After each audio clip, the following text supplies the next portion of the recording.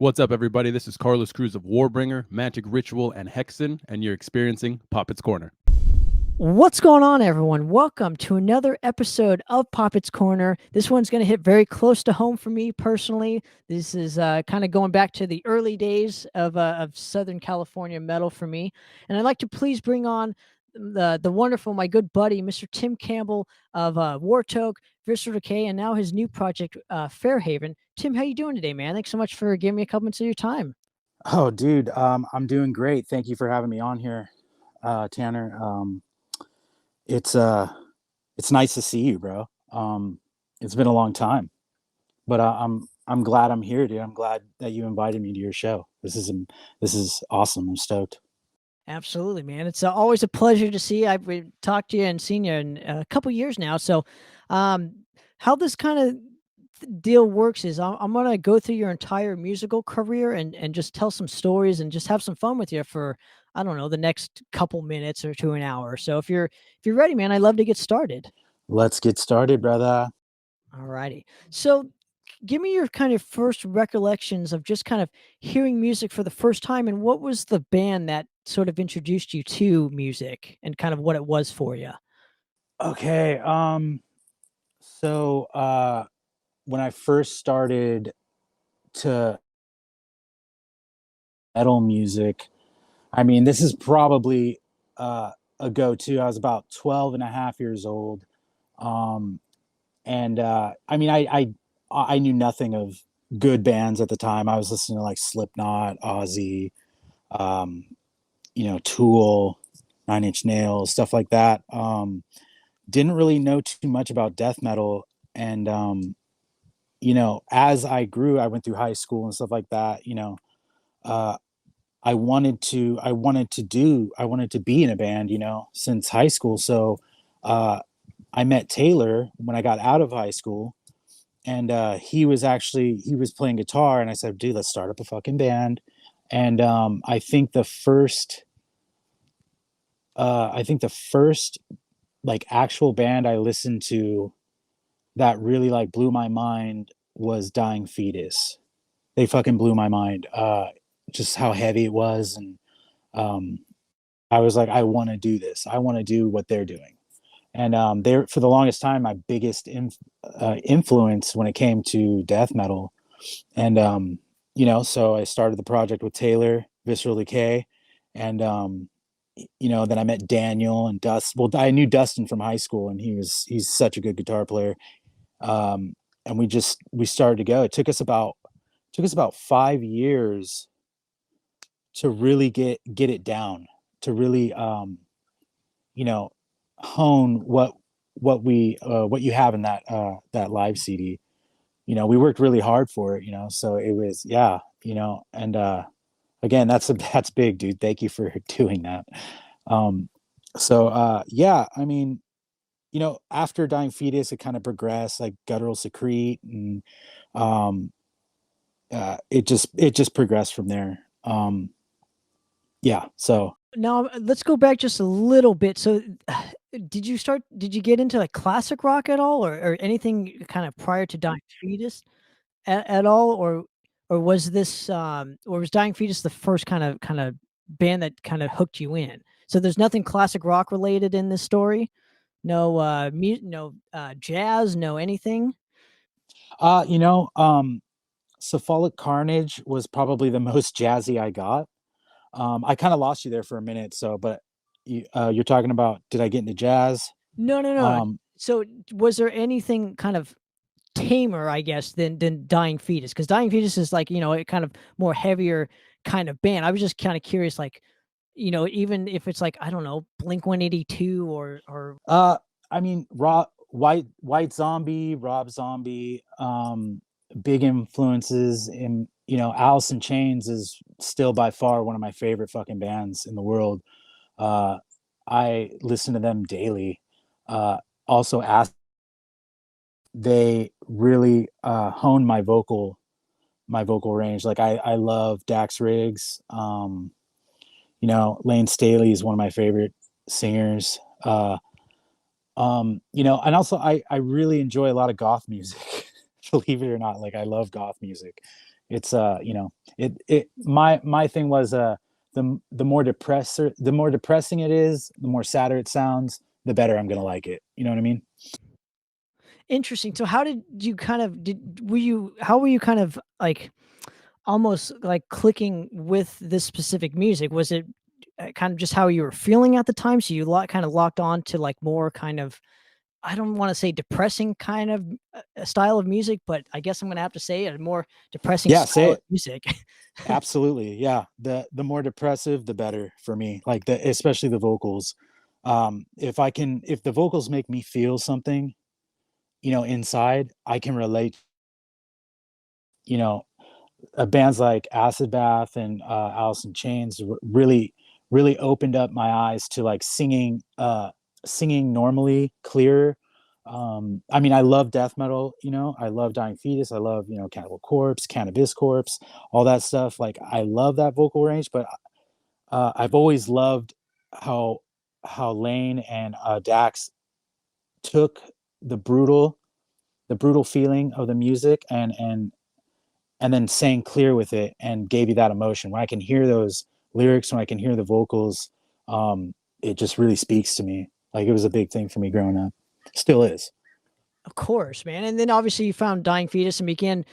Was this the moment where you kind of said to yourself, I would kind of want to do music, just not just listen to it, but actually, formulate your first band, and why the vocals at first? Did you end up kind of playing a first instrument, or was it just the vocal duty was kind of just open, so you just kind of that was your default? I love to sing. Like that's my thing is I'm a vocalist, like I love to sing. I like, you know, uh although I'm not really good at black metal vocals, but death metal vocals and singing clearly, like, is just something that expresses a lot of emotion for me. Being able to uh, sing at different range styles clearly emits a lot of emotion from me, which I love, which I love to do. But the whole Visceral Decay thing was, Taylor and Dustin at the time we were young and we wanted to get into the death metal scene. And so I just started to train my vocals to, do death metal style and it started to work out really well. Um, Sure, and let's go back even before this. So you mentioned the death metal scene. So what was the scene happening? I'm assuming you were in Southern Orange County with when all this was right. transpiring. So I'm just kind of curious what kind of scene was happening around, and give me a year on this. And forgive me, was it early 2000s, like 2002, 2003? No, no, no. I mean, that's when things started I started to gain my knowledge of like death metal bands and uh but what was around me the most, which I'm not a big fan of, was like hardcore music. And I just think that I growing up around when hardcore was coming around and I didn't like it. I wanted something more heavier, more brutal. And when I found it through like, bands like Dying Fetus, Cannibal Corpse, just like that brute, like Guttural Secretes, another one, like just the brutal ass fucking technical shit. Like, um, I was like, okay, I got to do this style. I want to do this style. So in like before 2005, there was still like a big hardcore scene. Um, and I wasn't seeing too many local death metal bands at that point. Um, so that's where me and Taylor got the idea. Let's fucking, let's make our own like brutal death metal band and kind of add like a funny little twist to it. Um, Sure. And how did you and Taylor actually meet to begin with? Did you wear like a t-shirt that he liked, or was this like a no, so I was dating this girl. It always starts with a fucking girl, dude. It's horrible. But I was dating this girl named Angela, and her her boyfriend at the time was friends with Taylor, and ended up hanging out with her. And she's like, "Hey, do you want to come over to my boyfriend's house and hang out?" I'm like, "Yeah, sure." So we went over there, and Taylor Taylor was playing with his name's Jesus, and he was playing guitar with them, and I walked in, and I think I had like a Krieg shirt on, and I think he had like a, I don't know, I think he had like a a Vaughn shirt on. I can't recall, but I was just like, it was like once he saw me and I saw him, we were like gay for each other. It was just like we were like, oh yeah, okay, we can vibe. We were vibing good, and we started hanging out a lot more, talking music. And he's like, I got a friend named Daniel. That was our drummer for Visceral Decay, Daniel Sampson. And I was like, well, I know this other guy named Dustin. You know, let's get him together. So we all just got together, started playing.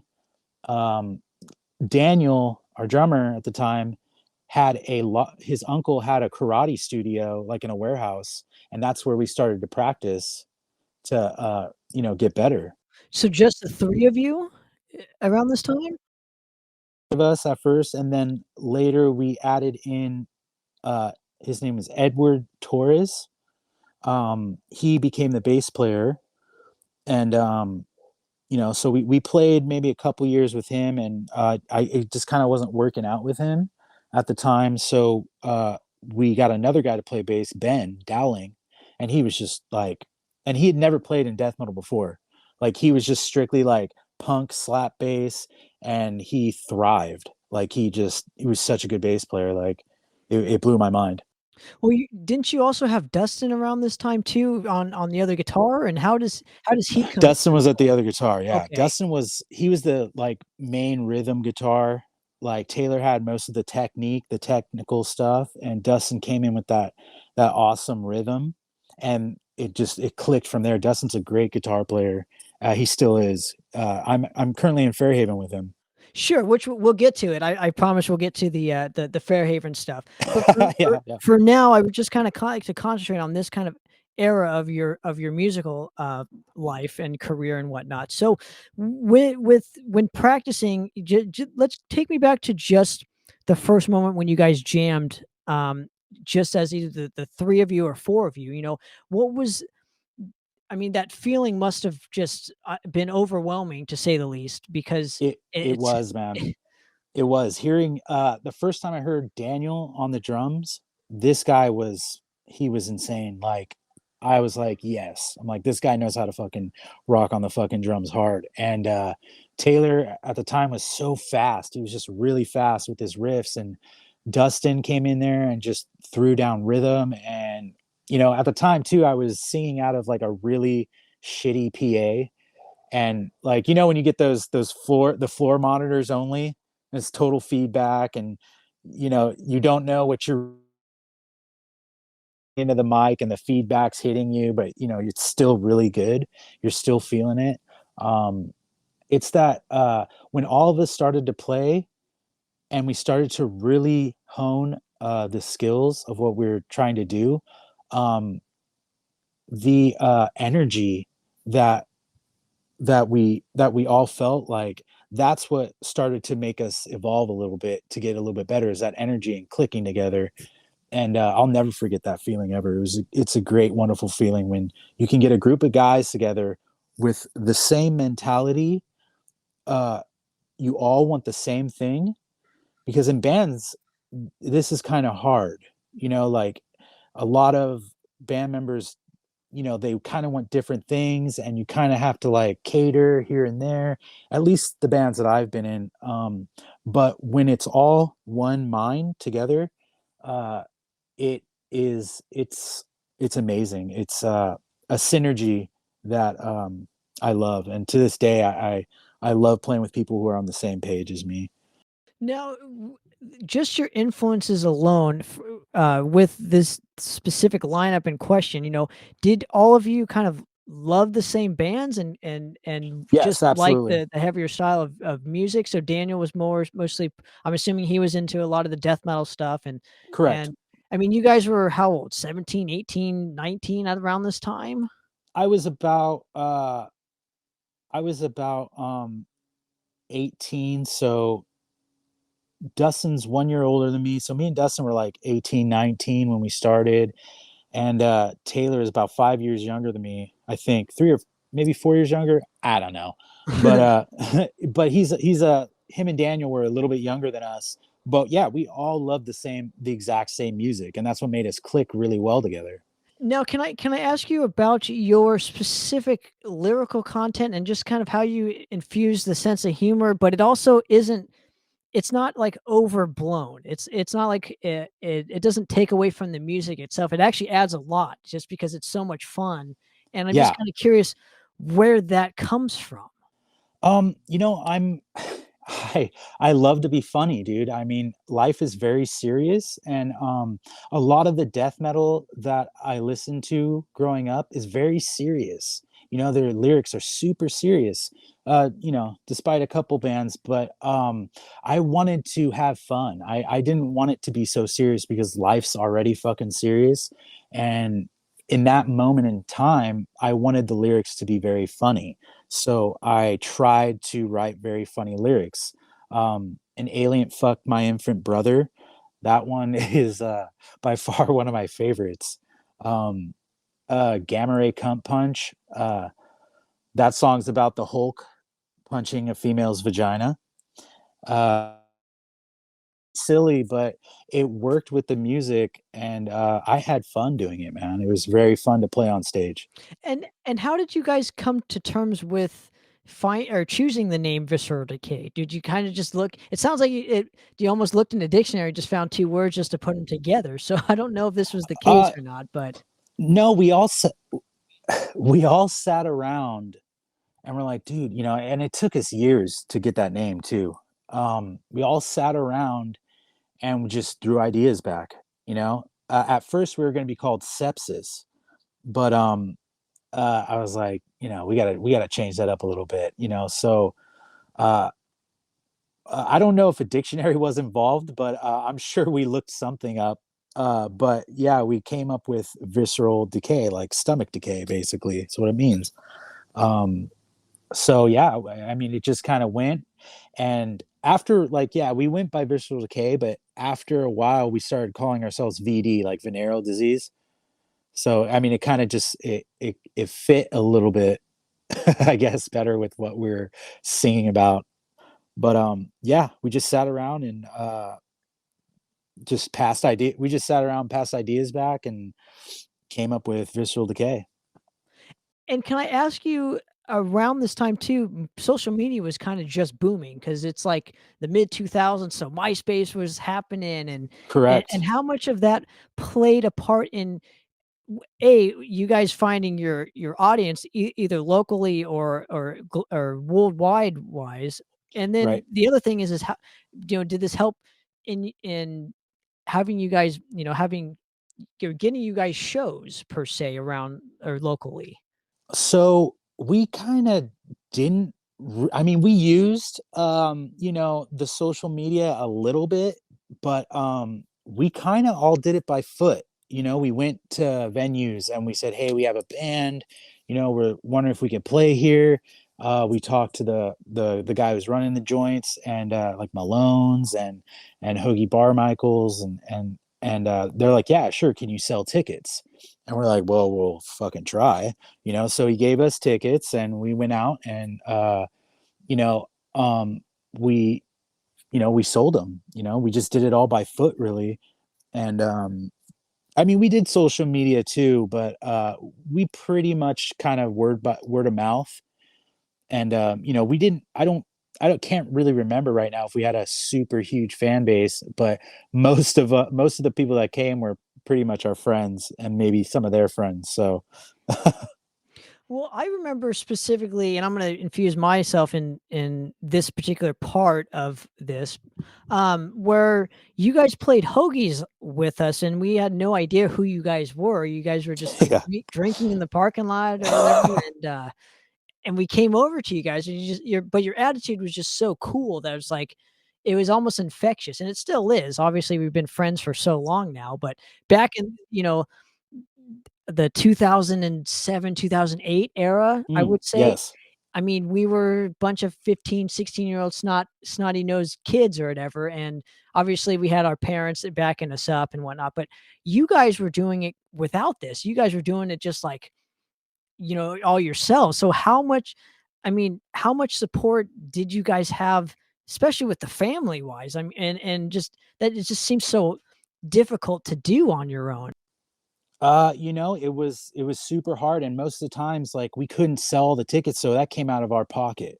We had to pay what we couldn't sell, which was fine as long as we got to play. And as far as the family goes, my mom and Taylor's mom and the rest of the people's family were super supportive.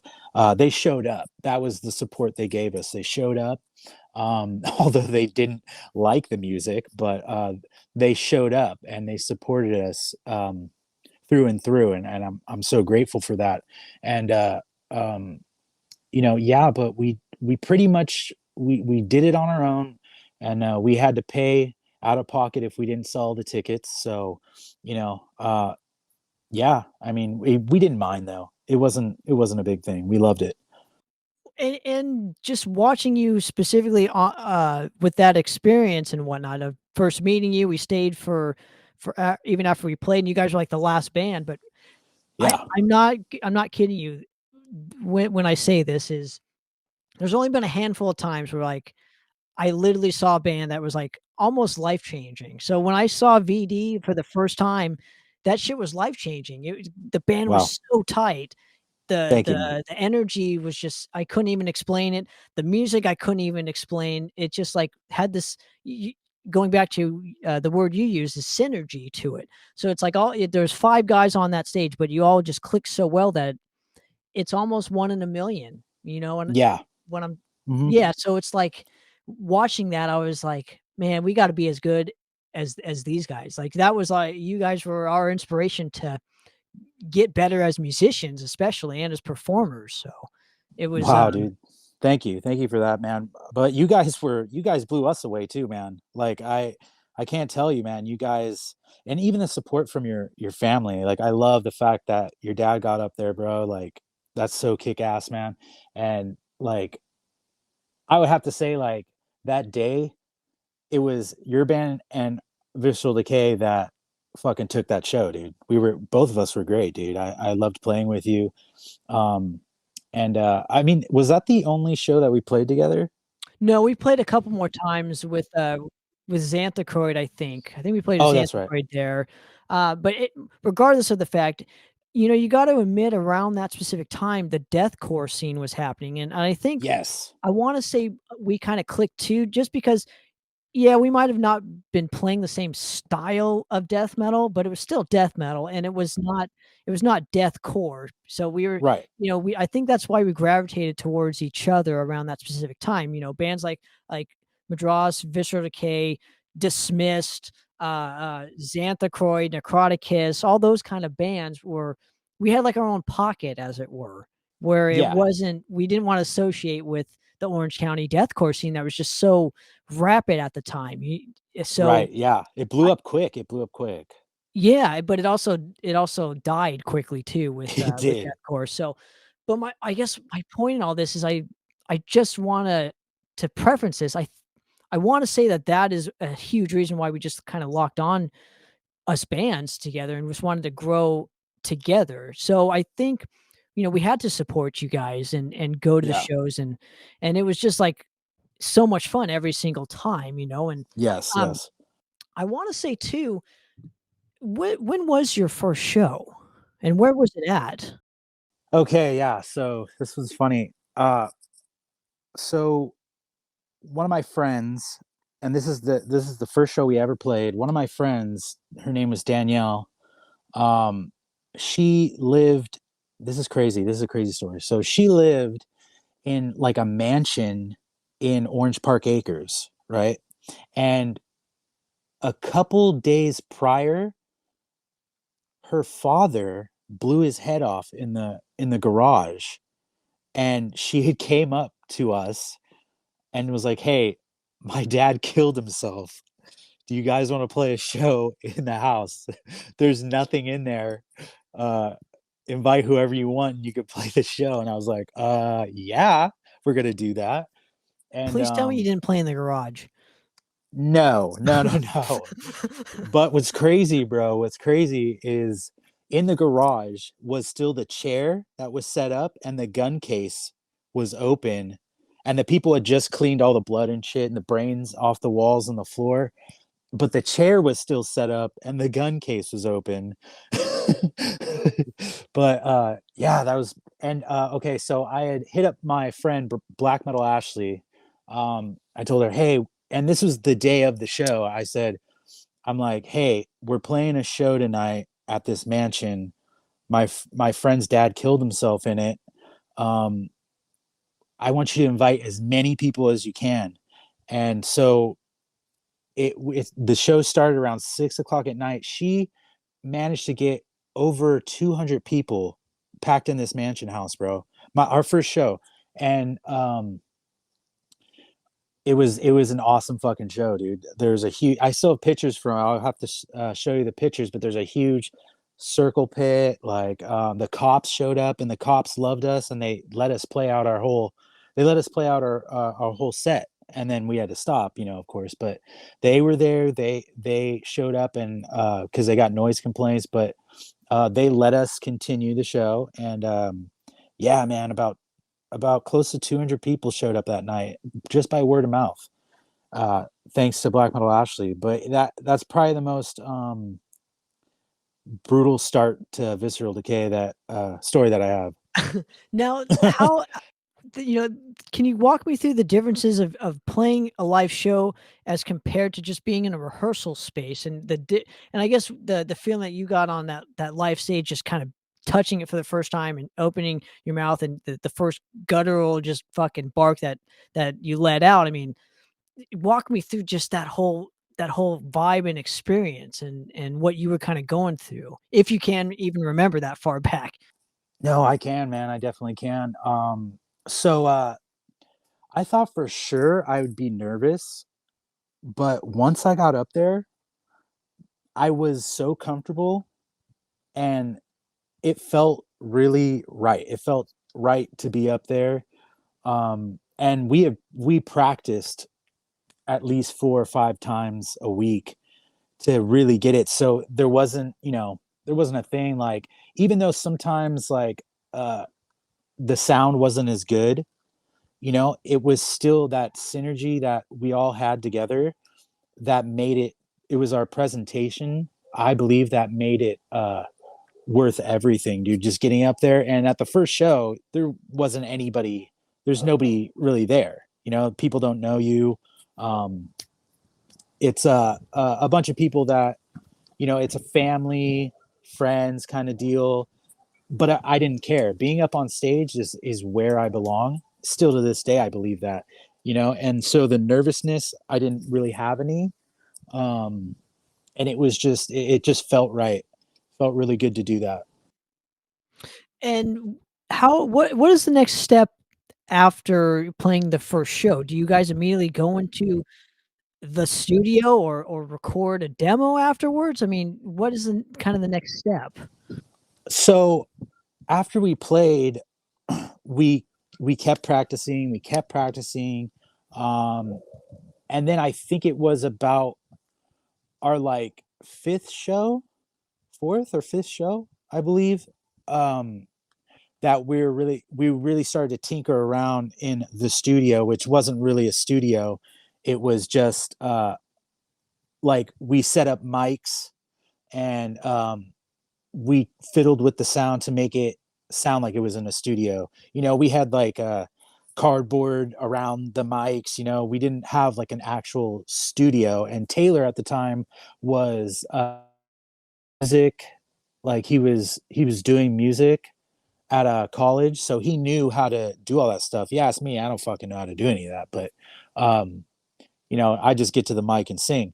But he really stepped up and made that happen, with the mics, and really making it sound really good for him doing it for the first time. I mean, I got to give him credit. Like, it sounded fucking decent, so yeah, we even though we were practicing for shows, we were also practicing to do the demo as well at the same time.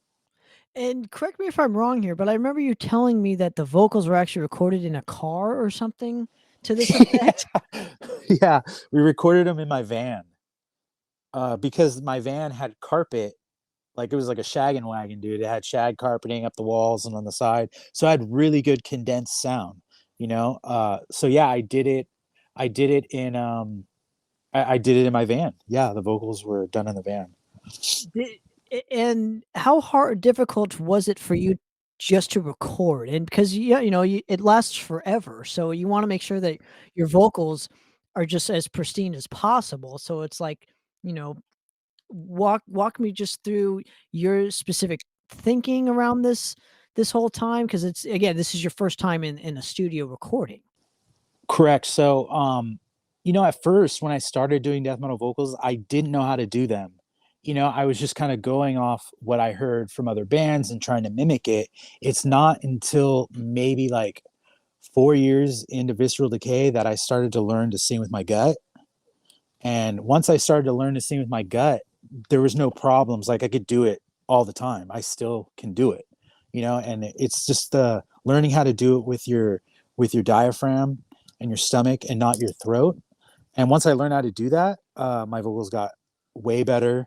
And I could go for hours. There wasn't a time where I was like, I need to take a break, so we just pumped it out in like a week. And correct me if I'm wrong too. I another story I remember that you specifically telling me was, I believe on one occasion you literally had blood coming out of your mouth because you were singing so hard in your throat area. Correct. That's when I didn't know how to sing with my diaphragm, and I almost fucked my vocal cords up by doing that. And once I did a little research and figured out that you're not supposed to do it with your throat, you're supposed to do it with your diaphragm, and then I never had that problem again. But yeah, there was a time where my throat would get super sore and I cough up a little bit of blood, and I'm like, okay, I got to change. I'm going to ruin my vocals if I do that. And flexing your diaphragm while you're doing it, actually, it worked for me. So I just kind of did that and honed the skills on that. And immediately after the demo's recorded, do you upload it to MySpace and then just kind of pass it around to your friends and whatnot, or do I you? believe we uploaded it to Facebook. I don't know about MySpace. I think the only thing that's on MySpace is Strange Note. But I think Facebook was more around that time when it just had came out, and I think we used that to our advantage. Not so much MySpace. I don't think. I can't really recall. Interesting. Okay, so you just passed the demo out. What is the initial kind of response to this? Because again, you're doing something kind of unique to Orange County around the mid 2000s. Um, you know, I remember, we passed it out to a lot of people and we didn't get a lot of feedback. Um, I mean, right there toward the end is when we started to get kind of good, and like we really started to hone our skills. And that's kind of like, we were already in the band for 5.5 years, working hard. And we would, the thing was, is we were passing our demo out to the wrong people. Like we just didn't know a lot of people. And it just, we didn't get a lot of feedback. And even, there'd be times we'd give our demo out to people that don't even listen to death metal. So, we kind of screwed the pooch on that one.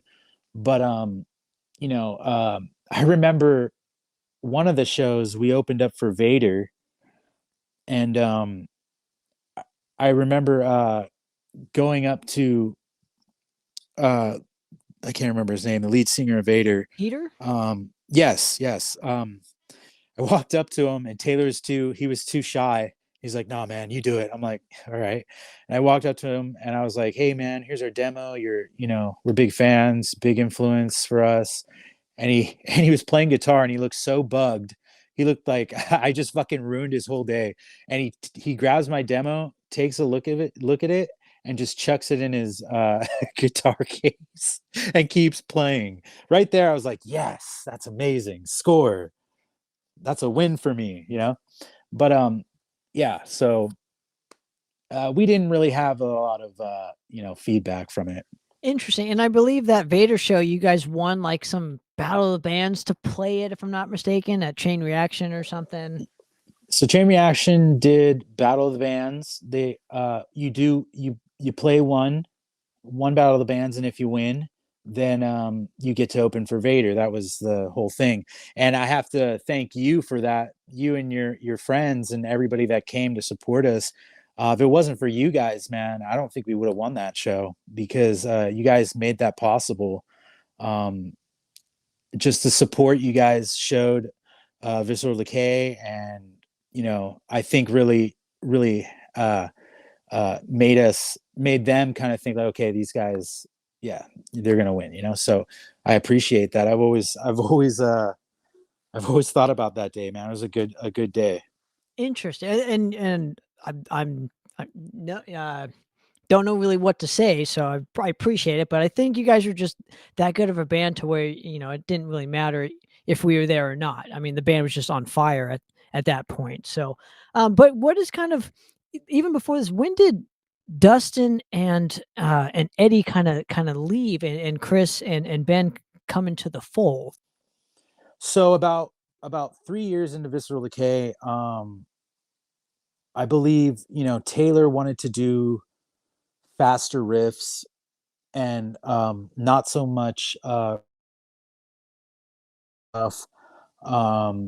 and Chris Malm, another fucking insane musician, um he was like, dude, I got him into it and into the band, and he just was like right at Taylor's level with speed, with like riff wise, and he was on it. He was super like put together. Every riff was very clear and clean, and so that's when, I mean, Dustin and Ed, they're great for us, but we needed to evolve as a band, and Chris just had what we needed, and Ben definitely had what we needed, and by putting them in the band, it just made us 10 times better.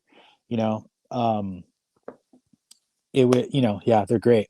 And then obviously you're still doing local shows. I don't think the band had ever toured. And correct me if I'm wrong here, but where was the furthest place you went up north and south and east and west and whatnot? I mean, I don't, is it all California based? It was all Orange County based. It was Malone's. It was all the local venues, that were playing metal bands at the time. I think we went to LA a couple times, or maybe that was Wartoke. I can't remember. I think maybe we played LA one time, but I mean, it pretty much just been Orange County. And going off at this point too, when is the point where you record the Spread the Disease demo in like 2008? Because I think this is probably the last thing that VD kind of ever did. Obviously apart from Yeah, you have a couple live albums and whatnot that are floating around out there, but as far somewhere, as whoever has them.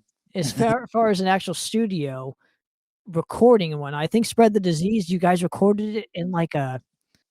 That's when we recorded it, and I think it took almost a year to really do it, I believe. And how was the process like? Because you obviously didn't you go to a college or whatnot? Taylor did. Taylor had us go to his class, actually, and we did it there. We did the vocals in my van, but um, the music was done at his college. Interesting. Was it just some college project that they just needed a band for? So to I think it like was like his for him to pass the class, so he had us come in and actually record, and I think his teacher graded him off of our recording, and I think he passed. So good for him. Absolutely, man. So the demo gets recorded. Is there some sort of attention to it or feedback from anybody? Is it just kind of one of those things where, like the 2006 demo, where you kind of just pass it out to a bunch of killer people and your friends and whatnot? Pretty much, like, once we recorded the demo, that, the actual, demo, it, we yeah, you're right, we just passed it to friends and everybody that we thought, would want it, and I guess in our minds, we thought, like, the people we do pass it to will pass it on, but, I mean, it never turned out that way. We didn't get a lot of feedback from it. How important was it for you though to kind of do studio recordings? And where I'm going with this is, you guys just didn't do a lot of them, sadly, but the band was No. just so, it was just, you guys were on like a different level than most of us who were doing demos repeatedly year out end and year out. So, I mean, Um, or was it just you just concentrated on playing live shows? we wanted to do both. We wanted to do more live because like, for us, like, playing live was amazing. The feeling, the energy you get from it was awesome. Like, I mean, for me, anyways, like, yeah, okay, cool. I like the demo recording. That's awesome. We did it, but I want to get out there and play live shows. There's a certain type of energy and euphoria you get from being on stage, as you know. So I, for me, it was always, let's play live. Let's get out there and let's show everybody how we play when we're playing live. Because, I mean, cool, recording's great, but you can't really show people what you do, your stage presence in a recording. So I've always loved playing live, other than the recording. When was the time when VD kind of called it quits? um so yeah, man, this is probably around 2010 is when shit got real. um you know uh Not to go into, you know Taylor's and Chris's life, but, I mean, all I can really say is, once, and this, I know happens to quite a few bands, is, drugs get introduced, man, and if you're not strong enough to come back from that, you will lose everything.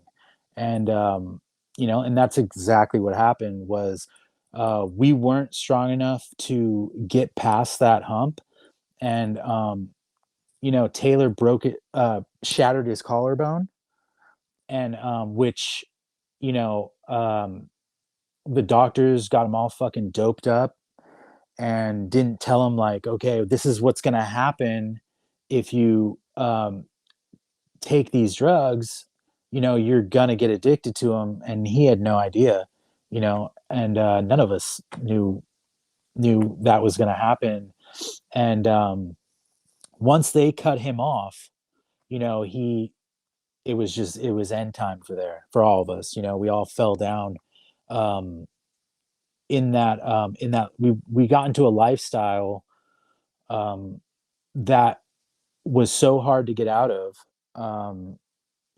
And once Taylor shattered his collarbone, we couldn't practice. He'd try, but it would just end up like he'd be falling asleep, or, so we're like, okay, let's stop for right now, and let's have you heal up, and then we'll come back to it. Once, yeah, once 6 months kind of passed, and the doctors cut him off. From there on, he was hooked, and then I got hooked, and Chris got hooked, and it was just an everyday uphill struggle to get back into playing. And then finally, like, you know the band wasn't, like, Daniel lost steam. He didn't want to play drums anymore. uh Although he never went as far as going down the road of narcotics or anything, but um he just lost steam. He just didn't want to play drums anymore. He got bored.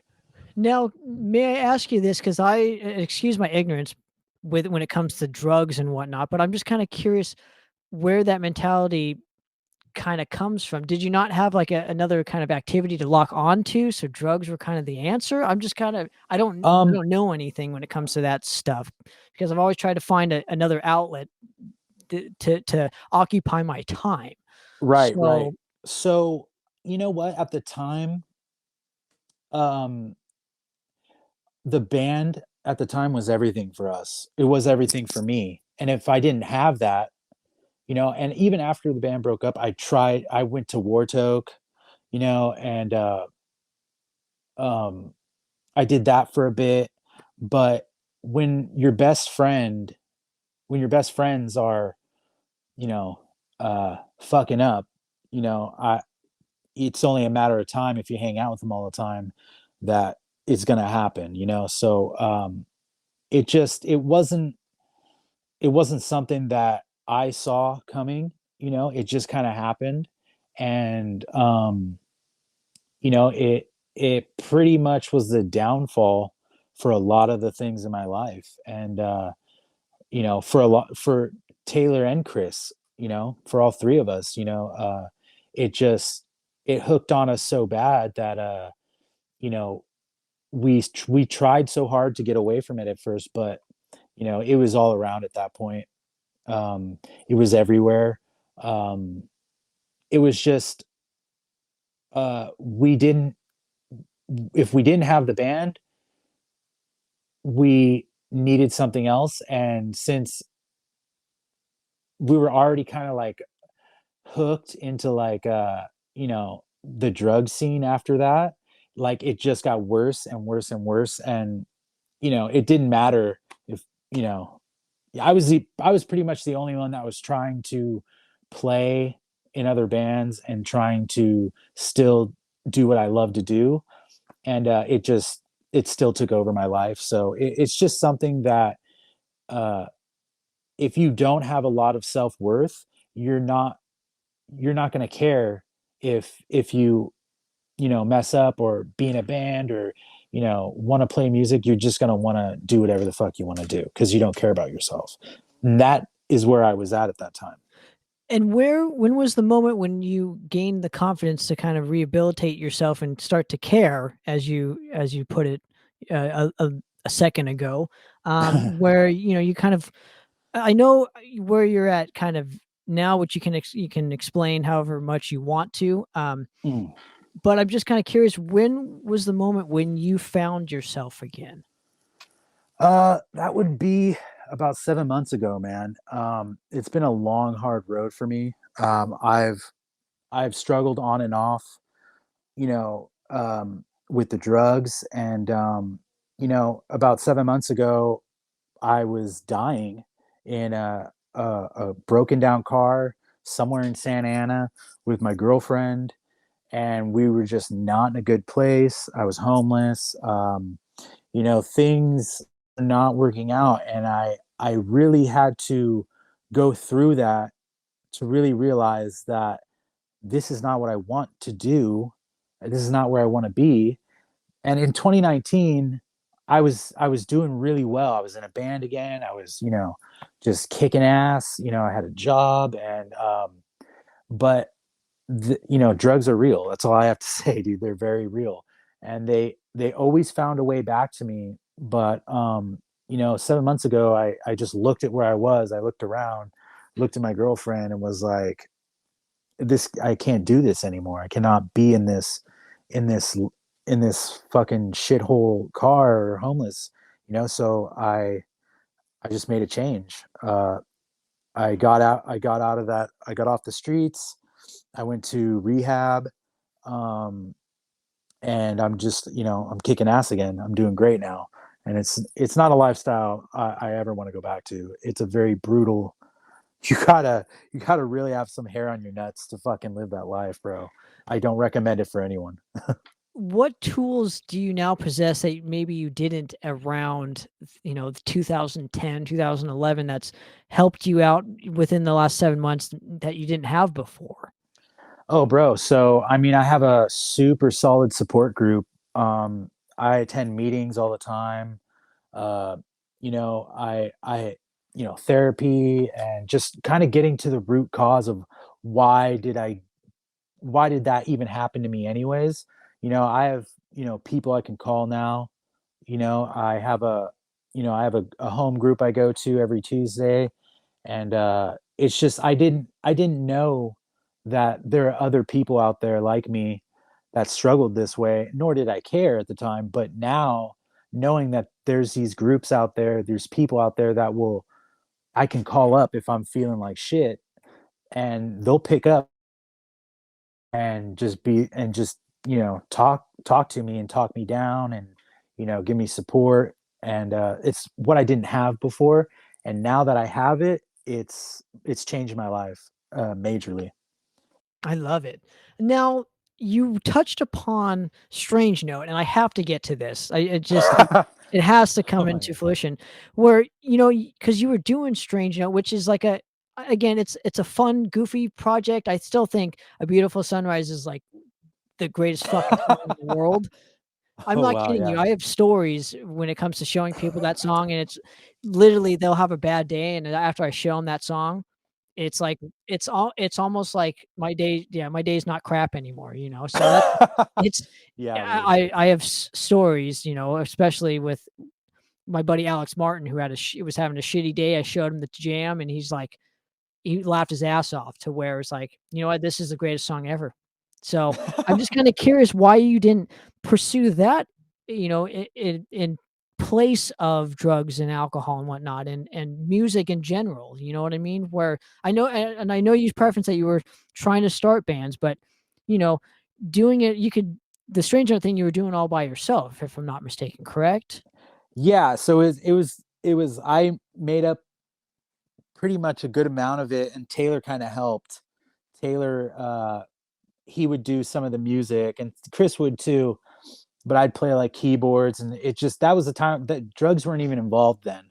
So I was like completely 100% sober doing it, and just my attitude and my mindset at that time was super hilarious. Like I kind of don't have that mindset anymore. I'm a little bit older now, so it's hard for me to get there, but I mean, I can still bring it out, but that was just all for fun. And when I have someone making music with me, like I'm not good at mixing music. I'm not good at like putting it on the computer and shit like that. But when I have someone else doing it with me, uh, there's no limitations to my ideas, and that was just something for fun. And I had a lot of ADHD back then, so it was easy to pump out.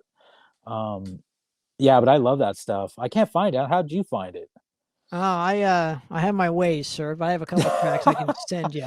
Oh But God. so let's go. Let me ask you this. Podcasting has become, kind of the hip thing to do now. It's a new art form, and obviously, this is what we're doing now is being on a podcast. Have you ever thought of getting your own and starting your own podcast, just to even, in place? Let's just say, God forbid, you ever get to that place where the drugs will come in again. Maybe the podcasting thing could help, I don't know, alleviate some of that, like, helplessness or whatever it is. Or have you ever thought about doing like a new art form like that? Because I think you'd be really good at it. I would love I would love to do that. Uh I just, I don't have the funds right now to really do it. In the future, I would love to do something like that. I wouldn't, like to do what you're doing, that'd be awesome. That'd be very fun. I see a lot of people, doing that, and it does seem like a lot of fun. I mean, I wouldn't rule it out. It would be something I would like to do. I Absolutely. I think you'd be really good at it. And let's go lastly, I want to thank you for coming on again. And we're going to end it with this chapter is Fairhaven. So walk me through how this project got started, and what kind of a project is this that's going to be coming up for you? This is like okay, so we started this 2018. 2018 we started. We practiced for about 2 years, and I kind of had a little mishap, and I was gone until about 7 months ago, and that they just kind of we just started doing it again. But Dustin and Ben, not Ben Dowling, this is a different Ben. Um, his last name is Jack, Ben Jack. And Dustin, they kept, oh, and Philip Moore, he's our drummer. And they kind of kept going and kept doing it while I, had my little leave of absence there. But now that I'm back, we're starting it back up again, and they never stop, so it's good. But it's basically a stoner doom. It's very drony, very slow. It's got some heavy parts. I sing clean. I sing very clean at some points, and then I do some death metal vocals. So it's like very stoner doom influence, Electric Wizard, Chemist, pallbearer type stuff. That's kind of really what I'm super into right now. And it's what's drawing me towards the music. But and we named it Fairhaven after Fairhaven Cemetery in Santa Ana. Is a cemetery that I kind of grew up in. Actually, I've been going there since I was 13 years old as a kid, and I mean, I've done everything there. That's just and it fits so well. All of my friends, Dustin, everybody knows Fairhaven Cemetery, and we have a logo out already. I'll have to send that to you. But we're still practicing right now. We're still trying to hone everything in. But from what I can tell you right now, it's going to be awesome. It's going to have a lot of emotional ties with my life. The lyrics are going to be a little more serious. I sing about a lot of like the trips I've had on DMT, hallucinogens, stuff like that. My life living as I was homeless, stuff like that. Just a lot of shit that hits home with me. I'm going to be singing about. So yeah, whenever we start doing it fully, I'm going to hit you up and send you some stuff. I have a couple videos I'll have to send you. And it's like, it's us in a studio, and we're just kind of playing it live. And it was our first take. So, sounds awesome. I'll send it. I think I send it to your email, right? It's like a 7-minute video, so I don't know if that'll Sure. go. We'll do it off air or whatever. But for now, I mean, where can people find Fairhaven and kind of what you're doing now? Obviously with the VD stuff, it's only in bootleg form. So if anybody wants a copy, I can always make them a bootleg and send it to Right. them. But Okay. with Fairhaven and whatnot, where can people find you guys? Are you on Bandcamp? Is there a Right now, you won't be able to find us right now. We're still working. We're still getting it together. I think we got a total of like 5 or 6 songs that we need to kind of hone. We need to find a bass player. I was gonna play bass, but I just think it'd be better if we found a good bass player that can groove with Dustin and Ben, and I can just focus on singing.